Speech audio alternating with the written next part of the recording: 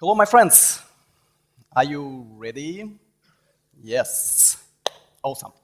So, let me introduce the way we send our Angular application to deep offline. And it will be the way applicable to basically all other frameworks or for applications for web products without frameworks at all. So the key point, this will be framework agnostic approach.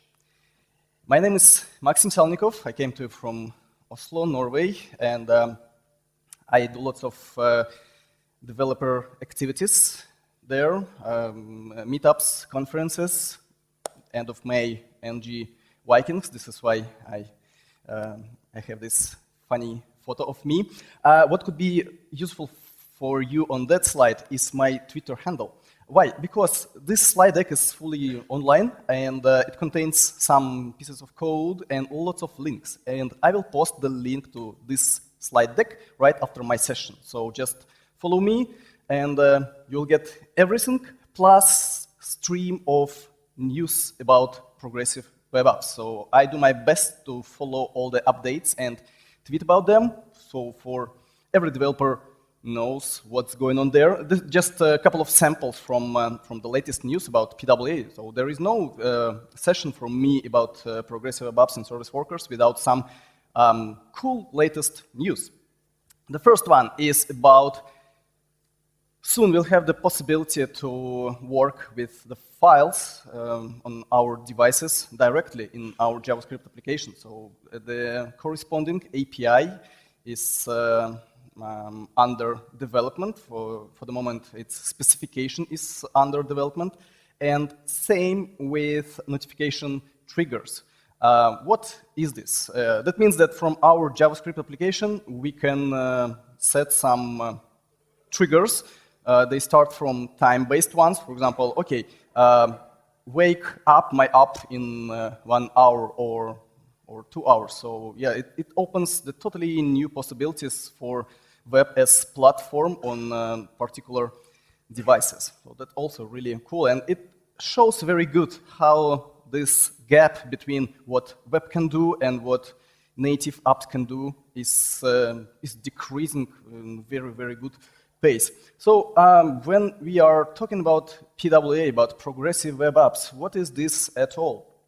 In very, very simple words, in very simple definition, this is the way we architect and build our front-end applications, our web applications written in JavaScript, in HTML, using CSS.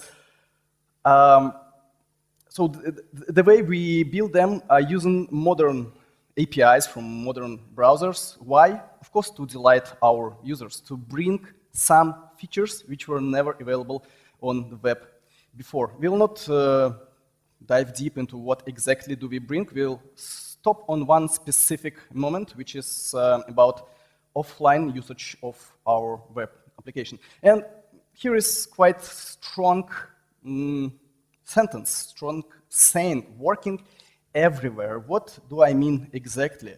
Exactly like this. So starting from this year, I stopped presenting this PWA compatibility table.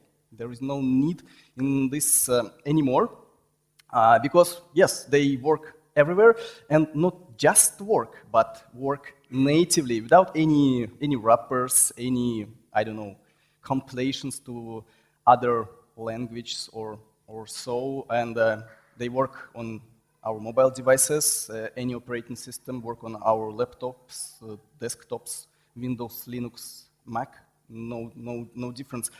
But of course, there are always some asterisks, right? And what does this one mean exactly?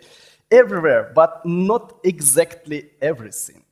So PWA contains lots of APIs and sub-APIs, and of course, it's strange to expect that all browsers and operating systems, they go in the same pace by adopting the new features. So that's natural.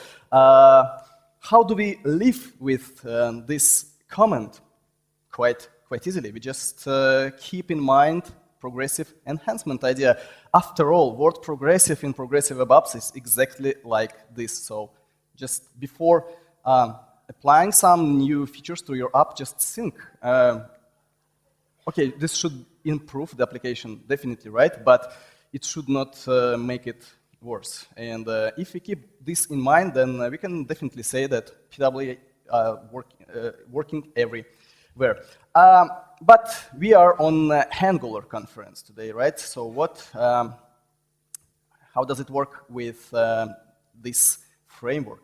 Like any other modern framework, Angular team is embracing the idea of making progressive web apps from, say, regular web products. And we have some totally different possibilities to go for this idea.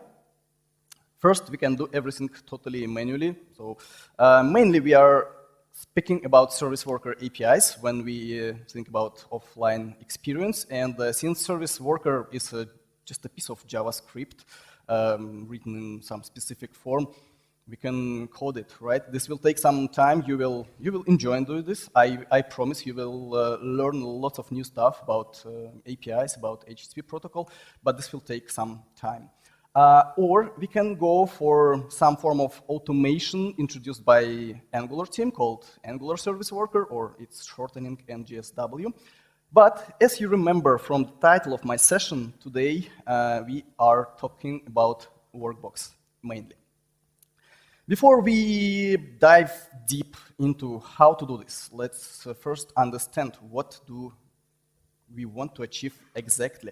And let's start from very, very minimal set of the features. What do we need to just call our app a progressive one? What will this take from us? Okay, let's just imagine. We have our Angular app, just freshly built or some older one, and we want to add, say, offline possibilities to this product.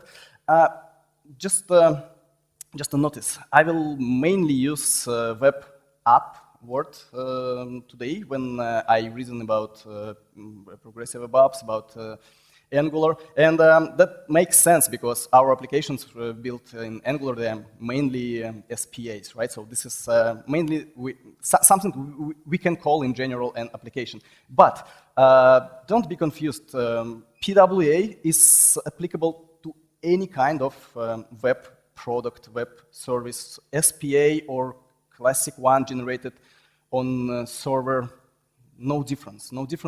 So that's really cool, and it gives benefits for any type of web product. But just to short, I will use the web app or just app definition mainly today.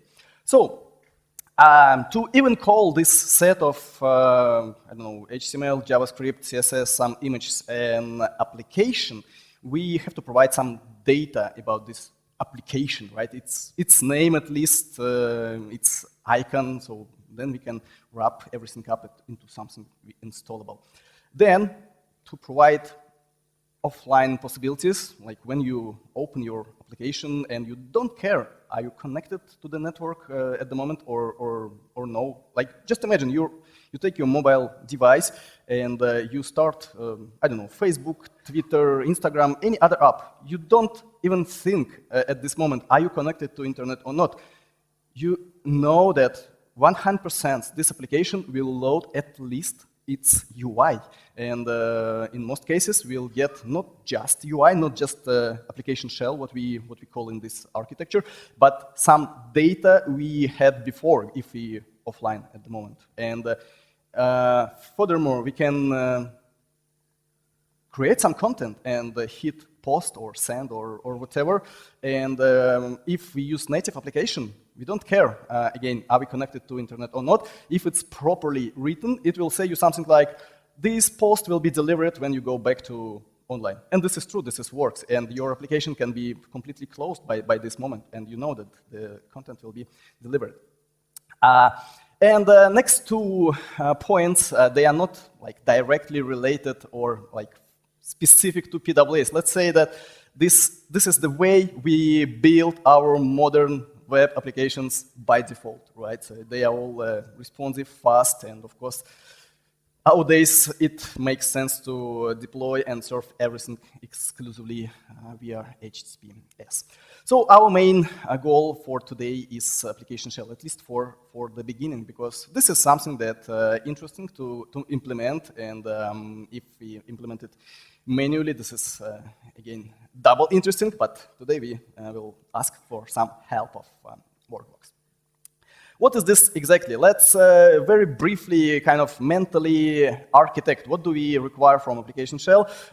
This is just a sample layout of our possible application. Don't be confused again that this is in, say, mobile mode layout. It could be applicable to mobile devices, desktop, anywhere. So it just means that it's responsive, it works everywhere. So to define application shell at all, we have to perform at least two operations on the very beginning. First, we have to decide and define what is the minimal set of assets, resources, you name it, we actually need to show this UI for the user in offline or show immediately in online mode. And of course, it makes sense to keep it as small as possible, right? Otherwise, there is no huge benefit. And we definitely don't want this version to be stale, because our application is under development. We deploy, we release new versions, and we, of course, want that what we pre-cache follow this path. And the easiest way is just to calculate hashes of this file to do some versioning, okay? Then, runtime. On the first run of the application, we have to ask service worker to take these assets we just defined and put it into cache storage. It's very different from HTTP cache, so there is no very specific name for this kind of cache storage. It's just cache storage controlled by Cache API, but this is very specific storage inside your browser, inside any modern browser, which is basically dedicated to storing pairs of request and response. So this is a very specific one. And on all the next loads, we just serve it not from the network, but from cache. And it's applicable both for offline use case and online use case. We don't need network anymore until we updated the application, right? So if we published updated version of our application shell assets, of course we want to follow this. So service worker should check if something was updated, and this hash sums to salvation. And on the next load, we can serve this. And why do I have this asterisk here? Because it's really cool to give user a hint that something was updated. Why? Because we served, say, older version, potentially older version immediately from cache, but after a few seconds, our service worker checked that something was updated on network, and now we are ready, if we did everything correctly, we are ready to serve the new one, and it's up to users to decide if they want to continue working in this. Maybe they started to fill out some long form and they don't care about, I don't know, we updated our logotype or colors. So we have to give this decision to the user. Nice. So let's split this into three chapters. First, build time. Second, runtime. And third, this, say, UX trick. The number 3 is not the obligatory part of PWA MVP, but it's still good to have. Okay, before we start with Workbox, just a couple of slides about Angular Service Worker, because for you just to understand why do we need some, we might need some external solution, third-party solution, why not to use built one. So what is Angular Service Worker? It's about automation on all the phases of our product. So we scaffold it, just one-liner, and in addition to service worker, we also have web application manifest, like out of the box, and this will work for, I don't know, 99% of Angular applications, these schematics will work seamlessly. Then on build time, thanks to special flag in Angular JSON, Angular CLI will understand that it's time to build this set of assets and calculate their hash sum, so Angular CLI knows what to do. And after all, when we run this, we fully rely on Angular Service Worker and GSW Worker JS. We don't touch this, we don't write our own service worker, we use what was delivered by Angular team. And let's quickly sum up what we have with Angular. It's super easy to start. It contains some basic features. If we need to write some code, this will be very Angular style code, like dependency injection, observable. So you will enjoy writing some code if needed. So in most cases, this is add and configure if needed. And even smart defaults that we got after schematics are smart enough to cover, I don't know, 90% of the application to generate application shell for you. And after this, you serve your app, you go to offline. Wow, that still works, magic. But we get only what was included by feature set by Angular team. And application shell, runtime caching, and push notifications. So it's not that flexible, if not to say not flexible at all. Finally, let's have a look at Workbox. First, it's equipped with decent number of out-of-the-box features. So basically, this will cover all you want to expect from Angular offline application at all. But the killer feature is we have full control on our own service worker. So we write physically this SWJS, service worker JS, whatever you name this, and we extend this feature by feature from what Workbox offered to us. At least in one of the modes we will focus on today. 3 working modes: CLI, Webpack plugin, and node module. I'm not a big fan of CLIs from every utility library, and maybe this is not very CI/CD friendly. Okay, Webpack plugin. Maybe it's not a good idea to eject our Angular CLI just to expose Webpack configuration, just to have it for Workbox. Not cool. Node module. This is the flexible one, and this is our choice for today. So we install special module called Workbox build, and we need it on runtime only, so we can safely put it in developer dependencies.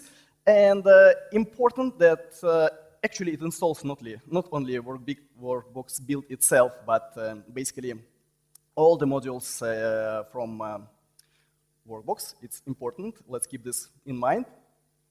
So it says build, right? So we have to build something, and since it's node module, we have to write some quite simple Node.js script to make everything up and running.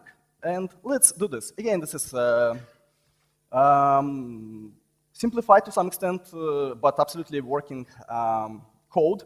We will use inject manifest method from this package.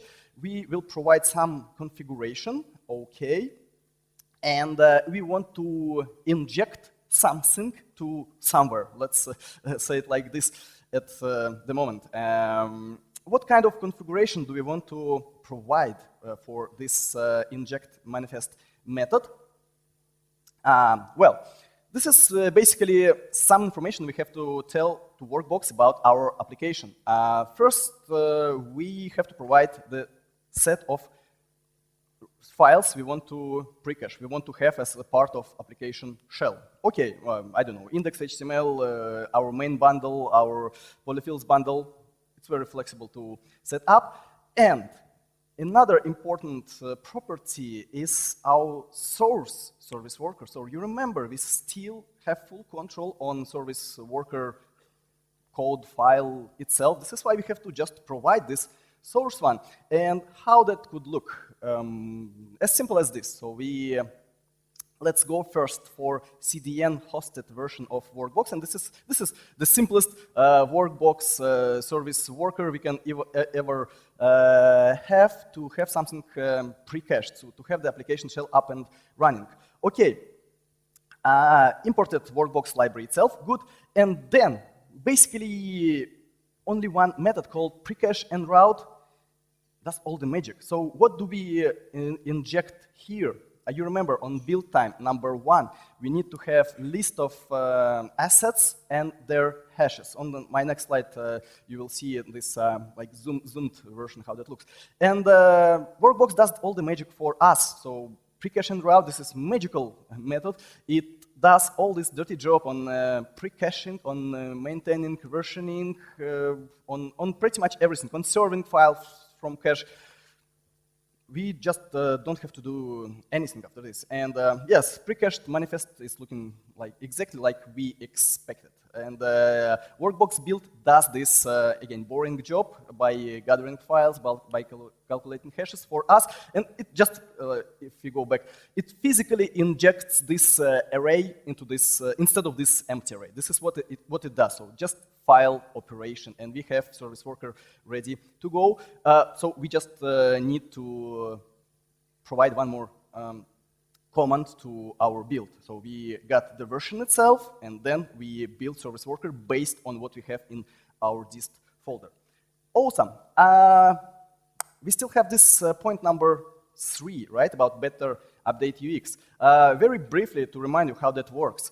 If we have version 1 deployed and we run it for the first time in the browser, it's fine. Definitely we see version number 1 and the Workbox will pre-cache everything, put into cache storage, nice.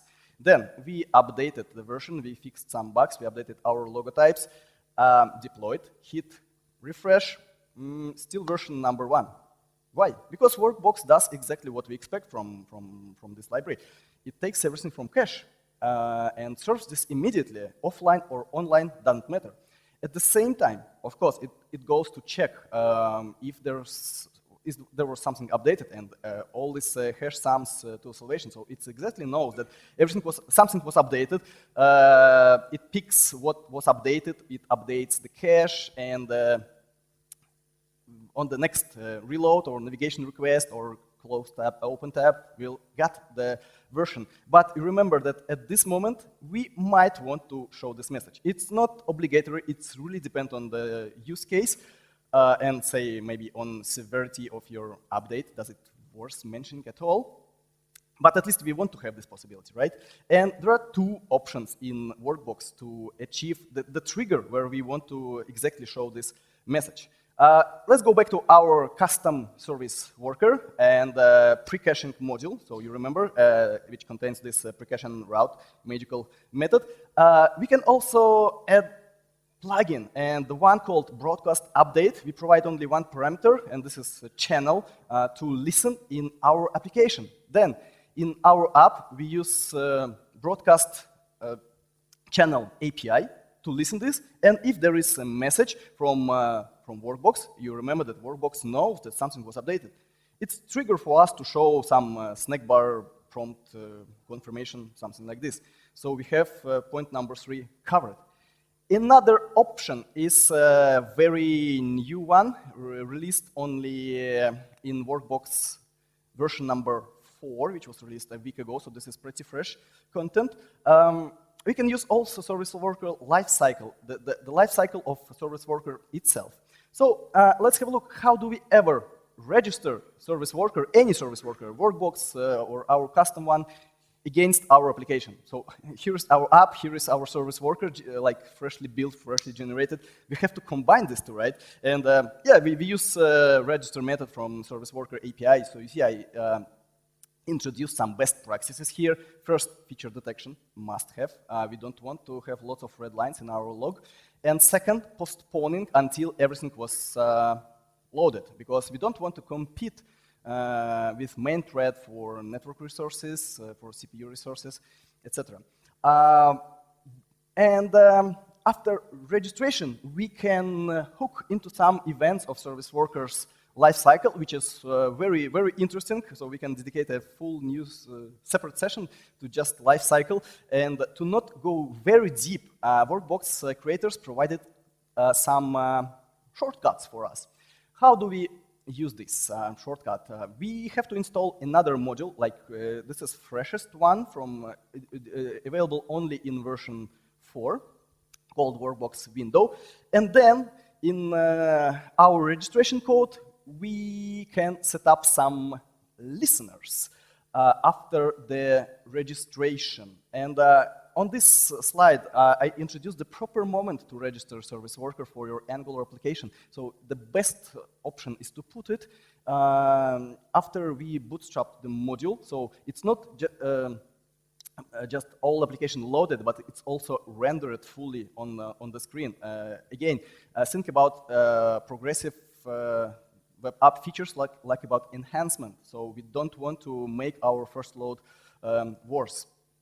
So what kind of listeners do we want to have?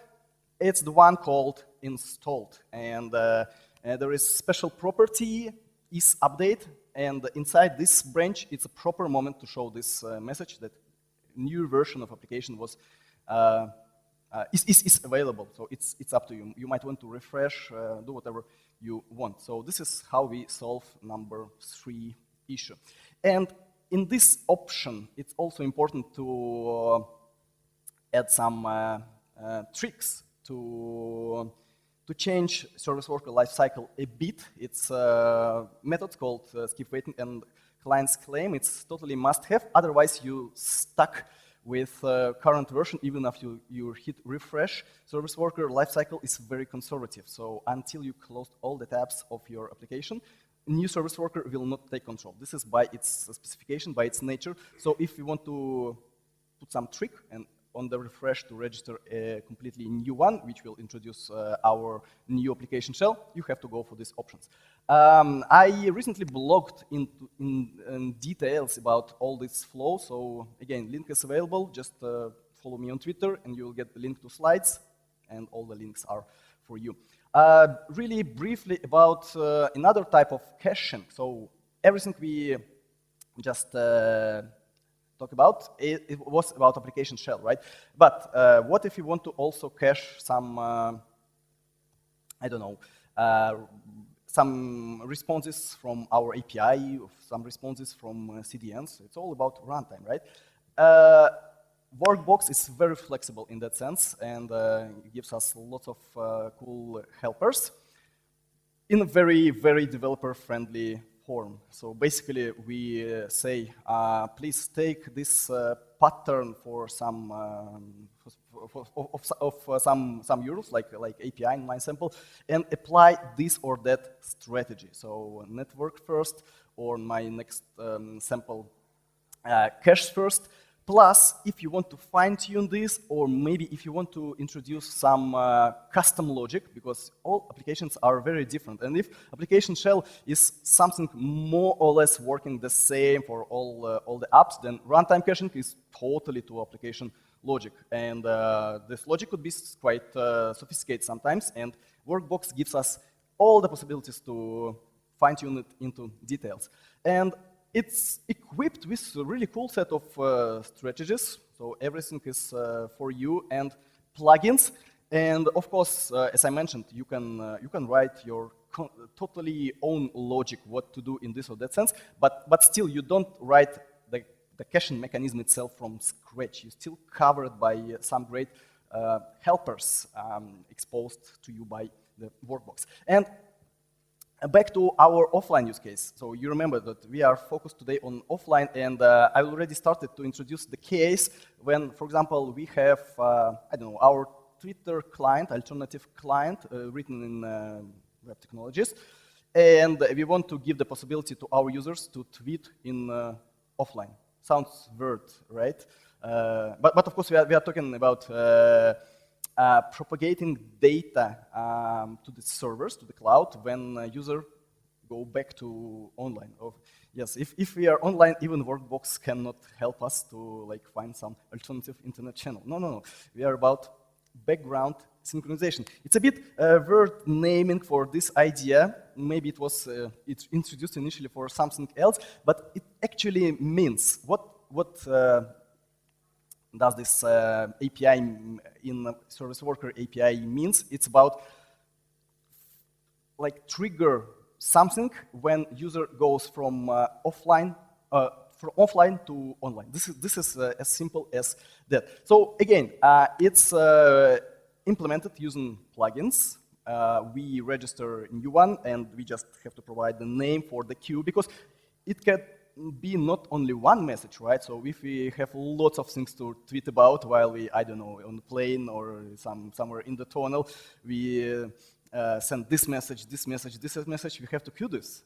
Okay, we have this plugin, and then using the same approach with strategies, we just say, okay, all the posts made to post-tweet endpoint, please queue them and propagate them to the server, to the cloud, when we go back to online. And by this moment, this is the power of PWA support by operating system. At this moment, the tab with our application can be closed. So we don't need our application running in forefront or running at all. This is all performed on the level of operating system. That unfortunately doesn't work yet on iOS, but we'll see. So it's all about plugins. And the last point I want to tell about is bundling. So we all love to use modern JavaScript, to use modern tooling, and service worker should not be exception here.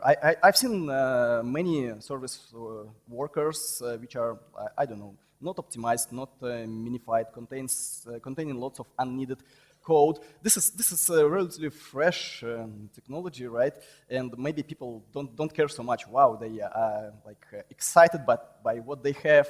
Why to optimize that further? The service worker is something that you the browser fetches one time until it's updated. So why do we care about this? Why not? And why not to write our service worker in the way we write our modern JavaScript code? Why not to use imports, for example? And why not to tree-shake unneeded code from these bundles? Starting from Workbox version 4 again, like the new one, we have this possibility. And you can easily understand by naming convention which module to import and which method from this module to import to use this. So you see that we don't need this global Workbox object anymore. So we use exactly what we want to use. So we don't have any single byte of unneeded code. Why do we can import this something from our node modules folder? Because you remember the remark I had on one of previous slides that when we install Workbox build, actually all the modules are for us in node modules folder. So we don't care about this so much because we do not ship this code, right? Until we go for this bundling mode.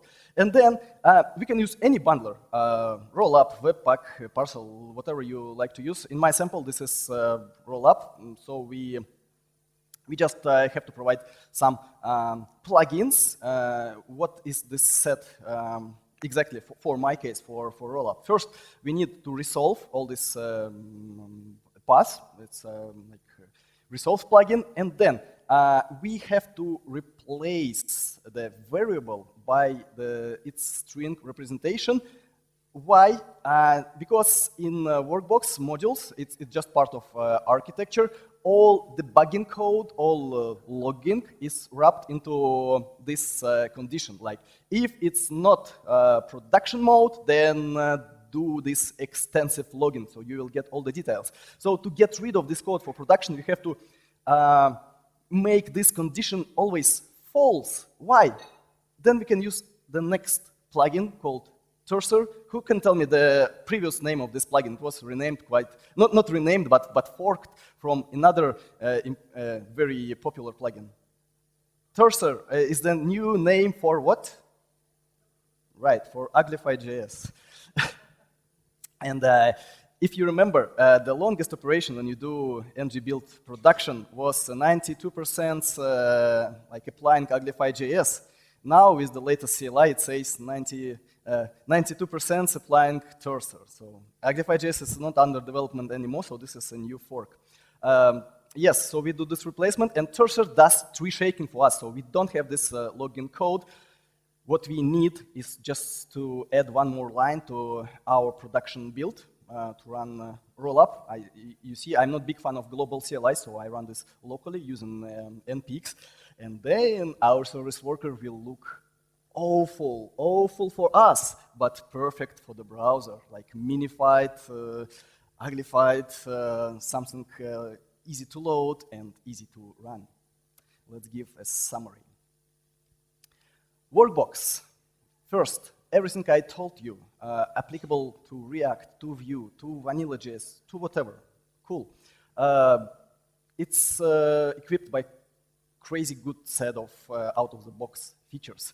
If you wish, you can fine-tune up to smaller details, still having the possibility to write your own service worker, and modern flow, modern tooling is fully up to you. Then, compared to Angular service worker approach, you remember, like add, configure, it's a bit different way. Set up, configure, code if needed, right? But after all, you get exactly what you want, so you are not limited. So if NGSW is good for start, Workbox, I'd say it's good for further development of your progressive web apps features of your Angular or other framework application. This so sample code of all this bundling and offline stuff is available on my GitHub.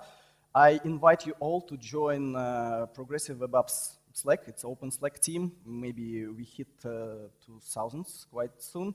All the folks from Workbox, from Chrome, from Angular are there waiting for your questions and waiting for your success or failed stories. And on this, I want to thank you, and I'm ready for your questions.